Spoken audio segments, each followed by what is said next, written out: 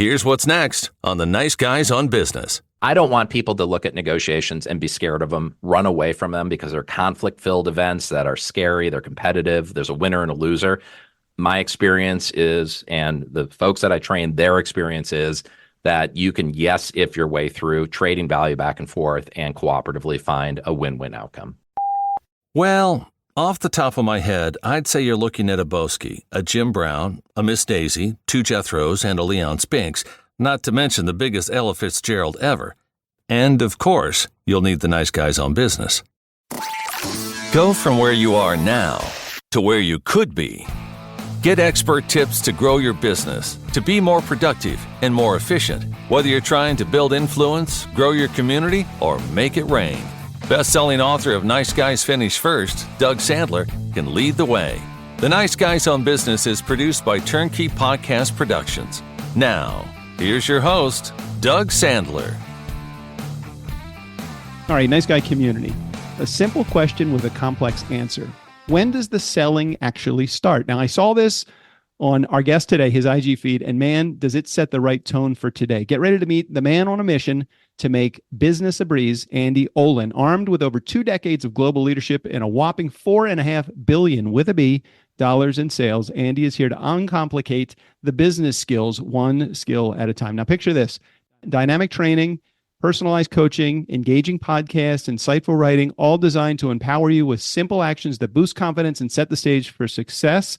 Whether you're navigating the business jungle or just starting your journey, Andy's got your back. Excited to talk to him all the way in cold Milwaukee, Wisconsin. Andy, welcome to the Nice Guys on Business podcast. Hey, Doug, it's great to be with you and your audience. And yes, burr indeed. I think we got to 11 degrees today, and it felt balmy after -5 for the last couple of days. So wow, I envy you in California right now, believe me. That is nuts. You know, every day I go outside and I thank God for the sun on my face, the pool in my backyard, and the ability to know that it's going to be probably in the high 60s, low 70s every day of the year, maybe 2 days of rain, solid rain that I get. So I feel for you, but I extended the invitation. I said, you know, we got a guest house that's going up in our backyard. You are welcome to call us when you are here, and you can stay here if you want to. I will take you up on that. Thank you very much. Good deal, man. Hey, I want to go back to a question that I probably have asked many of the guests that have been in the position that you were in. And you guys that have heard this show before, you've probably heard me ask this question. But Andy, you weren't a third grader growing up and saying, hey, one day I'm excited to grow up and be a professional salesperson. So $4.5 billion in sales, that wasn't where your starting point was. What actually intrigued you about the world of selling, sales, or even business for that matter? Yeah, it happened a little bit later in my professional career. It wasn't even the first stop in my professional career. After I graduated from the University of Wisconsin with my undergraduate degree in political science, I was involved with political campaigns. And so I started my professional career helping candidates try to win that election on that first Tuesday after the first Monday in the month of November. And at 8 o'clock at night in the state of Wisconsin, the votes are tallied and you can't vote anymore. And you either got it won or you don't got it won. So that's where I started. But what I realized there was that I really enjoyed the process of persuasion and people and how relationships can really move and organize folks and create a line of sight to a vision and a mission and a shared mission and a esprit de corps that comes along with it. And after my political career was done, I said, you know, I'm probably more of a capitalist than I am a politician, and found my way into business through software consulting, back to business school, and then my first sales gig actually many years later. So I'm sort of a couple years, not actually about probably 5 to 8 years into my career is when I found sales and absolutely fell in love with it. Yeah, it is a game changer when you can understand the game, the psychology that's behind the game. And I really want to start there too, because, you know, you have so much great content up on the web. And one of the things that you keep coming back to is, when does the selling start? You know, and when does the selling start? And I think that the answer to this question that Andy's going to give Nice Guy community in just a second, as soon as I give him a chance to answer it. You know, what's interesting about it is that we are all in the game of selling, whether we know that we're in selling or not. So keep in mind that as Andy's about to give us his answer, I don't know what his answer is, but as soon as he's about to give it, you're hearing it from the perspective of somebody that has decades of selling experience and $4+ billion of sales under his belt. So, Andy, when does the selling begin? Immediately is the very, very short answer. Right, It begins at hello with a customer, prospective customer, someone you may be interviewing with someday. As you look at a career change, it starts right away. And the story you're referencing is I was in a medical device to start my career, and I was in an HR job actually figuring out incentive compensation for the salespeople. So more of a sales operational role. And the leaders kept saying, you got to go out in the field. You got to go see what the salespeople actually do in med device because they're right there in the operating room with the docs. And we sold a cardiac surgery device that allowed surgeons to perform beating heart bypass surgery. And I'm like, I got to go see that. So I went out to Newark, New Jersey, St. Mike's Hospital, and took the train from Manhattan over to Newark, 5 a.m. train, was there for the first case. And all of a sudden, the sales rep brought me into the OR. We were scrubbed in, and I was standing right next to this woman's head. She was obviously on heavy anesthesia, not waking up because her chest was wide open, receiving a double, triple bypass. And the anesthesiologist was there. Cardiac surgeon was right next to me. And the sales rep was right next to the cardiac surgeon and just answering some clinical questions.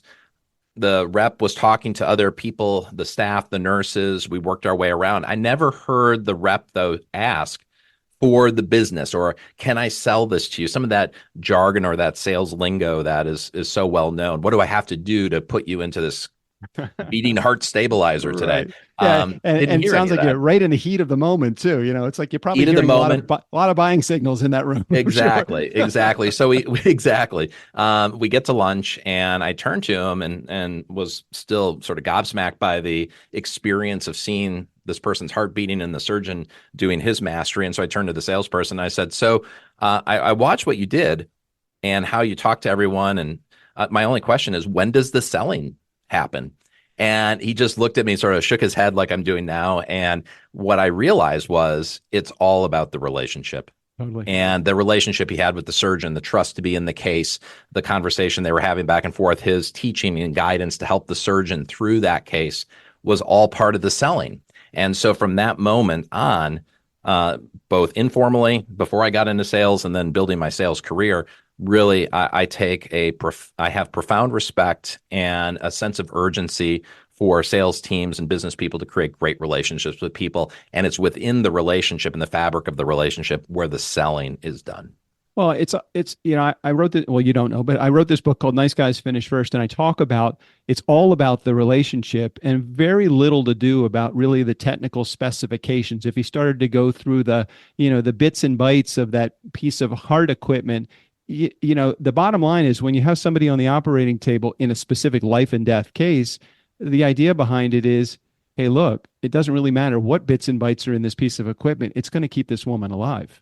Yeah, that's right. And if you said that to her family, they would never ask you a question about, well, what's my monthly payment going to be? It's not like it's not about monthly payment. It's not about specifications and features. It's about what it takes to put that person into the product or service. What does it take to make that surgeon's job easier, not just in communicating with the client or in that case, the patient, but in actually doing their job properly, saving lives in that particular case. Great example, because that in that case is a life or death example of that understanding. And what's really cool about it is you as the sales support person probably didn't understand at that point in your career enough about the psychology of selling and the relationship that it is. Talk to me for a moment about, my family is really big on this. They talk about all the time this salesperson prospect dance. The dance of, if I ask you a question as a salesperson, you're going to perceive it from the prospect's position as a threat. Any answer that you give is going to be used against me in the selling process to try to put me into your products or services.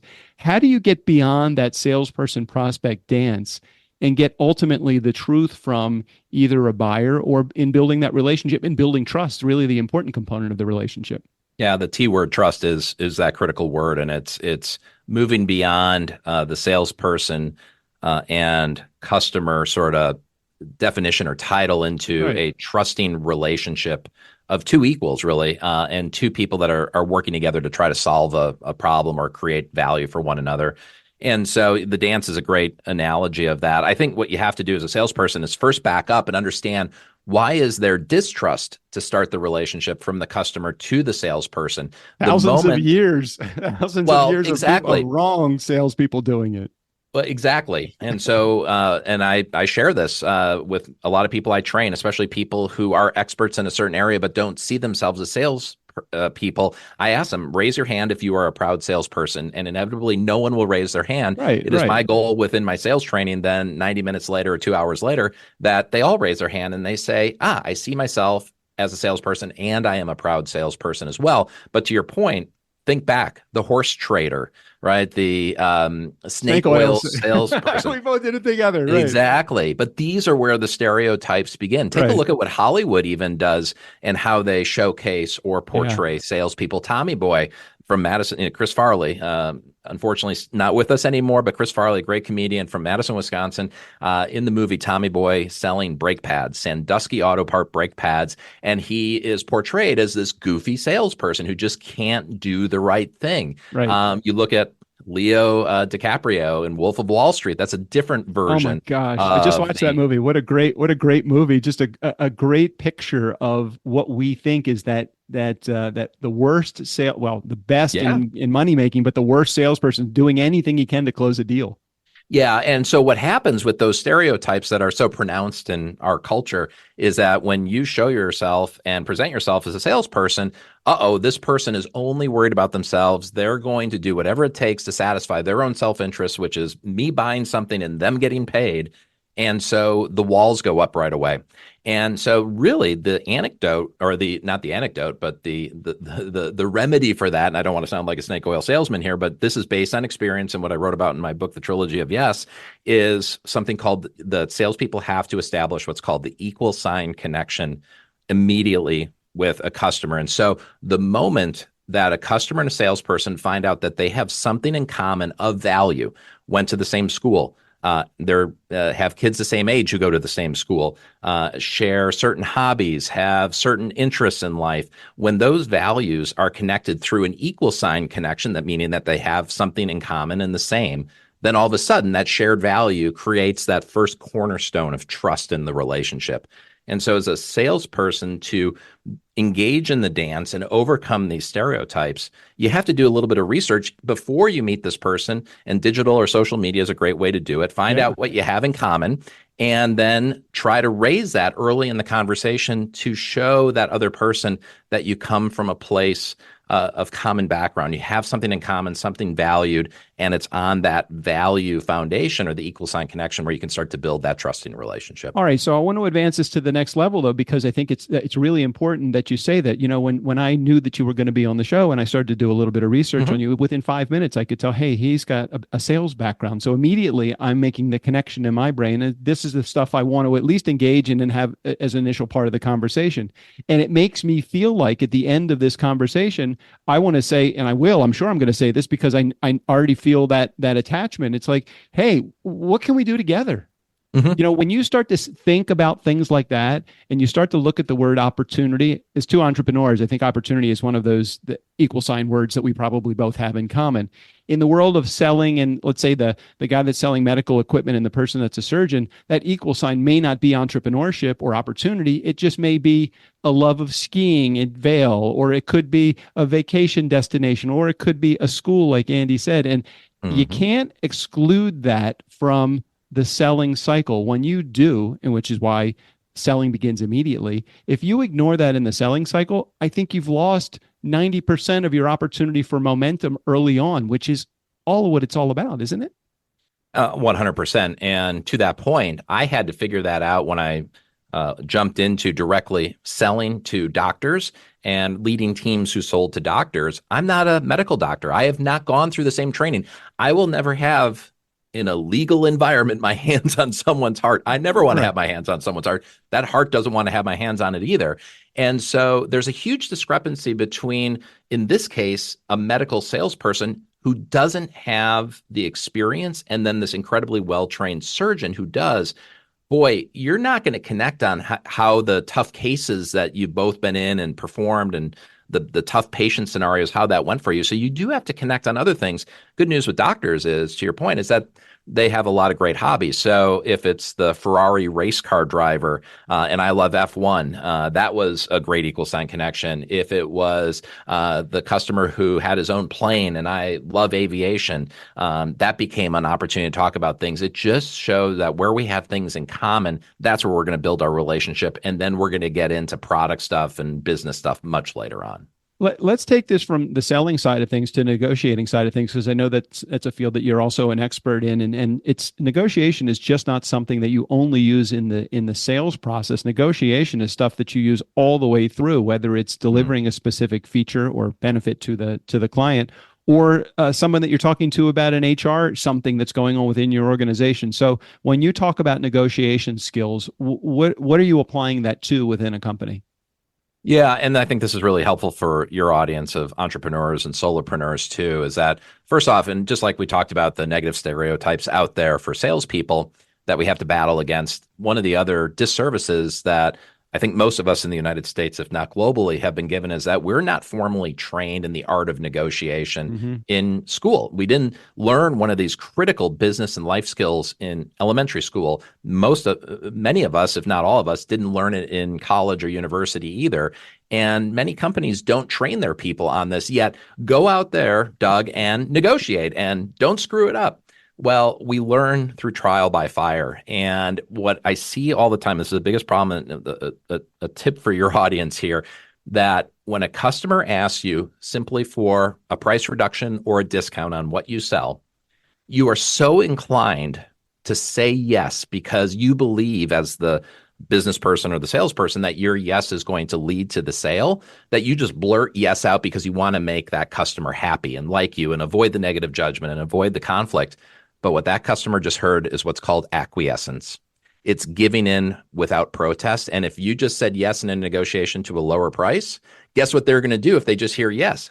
Doug, I'm going to ask you for something else and something else until you start to do it a little bit differently. And so I want all of your listeners in the next negotiation to say yes if they ask for something of value in return. And so I teach something called the yes-if mindset, which is a cooperative negotiation style where you can say yes to all of your customers' requests if you ask for something in return and you do what I call trading value for value back and forth. And that's where, and it's cliche, but it's really true, you can create this win-win outcome.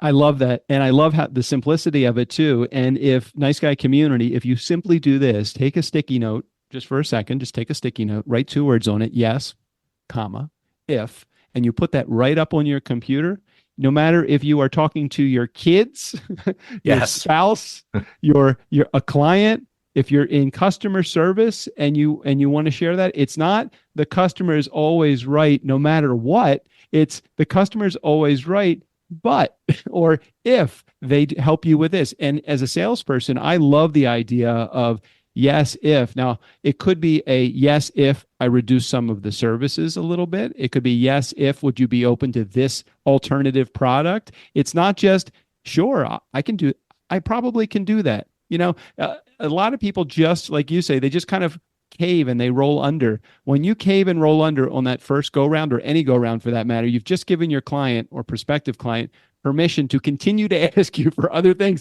And you don't even realize it. You just feel like, well, this is the only time I'm going to have to give in. It's going to be the first time you have to give in of many approaches that the client's going to make for you. Doug, I've talked to so many business people and really successful salespeople. And this second word, or really the comma and then if, yes, if, has been transformative for them to say, okay, I got to prepare a little bit differently before I go into the negotiation. So if I'm asked about a price situation, I can yes, if with this trade. If I'm asked about doing something for service or training or implementation, yes, I can do that. If they also sign the deal now, right? Time is a value as well. Right, yes, I can give you this program if you sign today.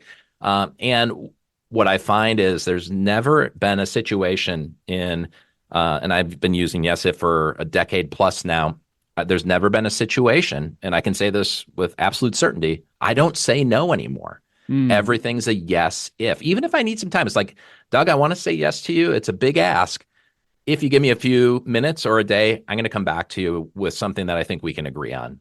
Hey, no problem. Sounds good, Andy. And when I win and my customer wins, that's a cooperative agreement that actually, again, solidifies that great foundation of trust, and we can continue to build off that. I don't want people to look at negotiations and be scared of them, run away from them because they're conflict-filled events that are scary, they're competitive, there's a winner and a loser.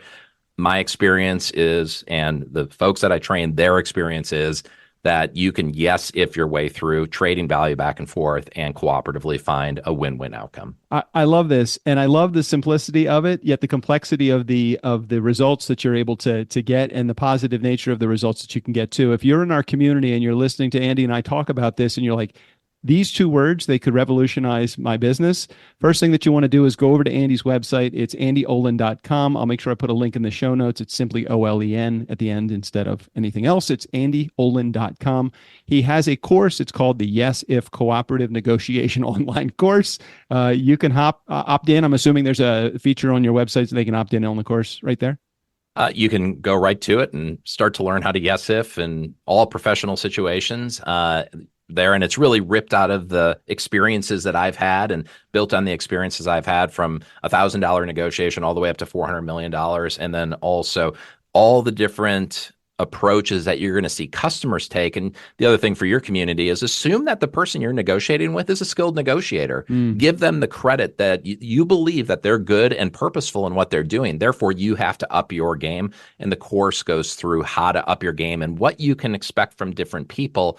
But one of the fun parts of this is that if you are there and skilled and confident in the negotiation, that skilled negotiating customer of yours on the other side of the table will really respect you a lot more. And you're going to be able to do bigger things because not only do you have trust now, you have mutual respect going back and forth. The salesperson that always says yes is actually a salesperson that over time loses customer respect because they're seen as someone who can be taken advantage of. I couldn't agree with you more. So in addition to selling and negotiations, I know you also have knowledge and wisdom in finance and selling skills, as we said, in presenting and decision-making, creative strategies that companies can use.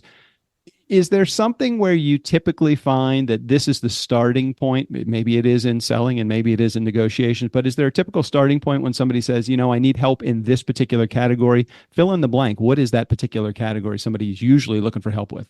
Yeah. I call it the expectation to skills gap. And many of your listeners have probably experienced this, especially if they worked in a big company and maybe they're experiencing it now in their own venture.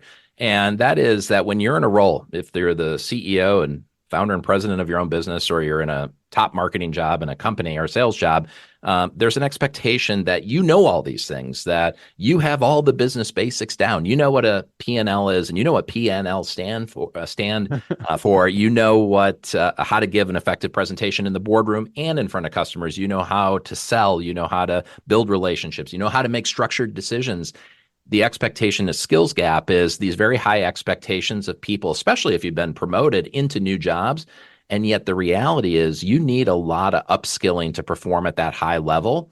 And most companies, most managers don't give it to you. And maybe it's a reason why, interestingly, a lot of people start their own thing is because hey, I'm going to take what I have and then build into it. I think in terms of a starting point, I'll give you 6 buckets.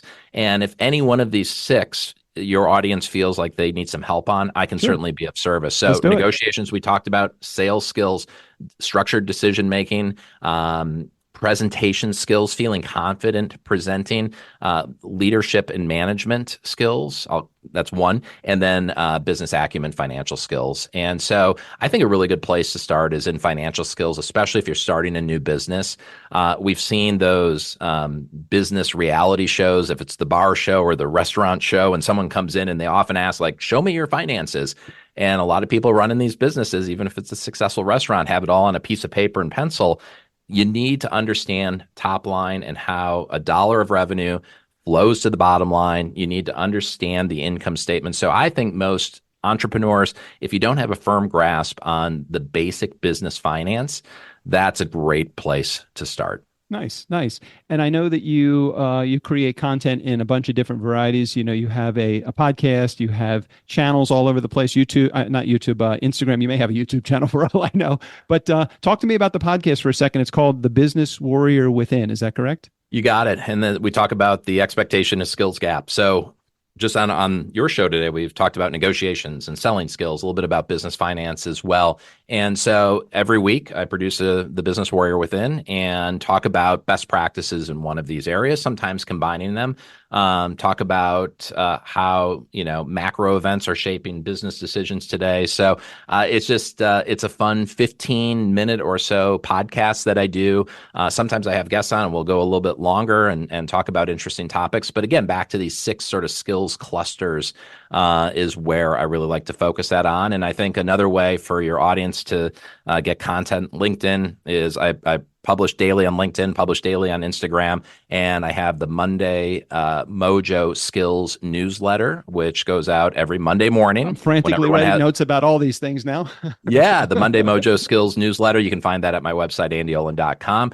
And it's just these ideas in sort of storytelling format. I'll share a business experience I had or an interesting story. I talk about the drummer of Green Day in my last newsletter and how I won him a bunch of money at the craps table in Vegas one night. So Trey Cool, you're welcome for all the money I got you. But it's about cognitive bias and decision making and how not to fall for the gambler's fallacy. So those kind of fun things through storytelling can be found in the weekly Monday Mojo Skills newsletter. Excellent. So I'll put a link in the show notes, obviously, for Andy's website. You can pick out all the places that you want to go. He also has a link on his website directly to his podcast as well. I'll put a link in the Apple Podcasts so you can get over to there too. What question should I be asking you, Andy, that I have not? I've only been doing this 1,500 episodes, so I'm kind of short on understanding how to run an interview. So tell me what I should be asking you that I haven't asked. I've learned a lot on how to run an interview by being interviewed by you. So, I think it's the question I often get is, what can I do today to get a little bit better for tomorrow?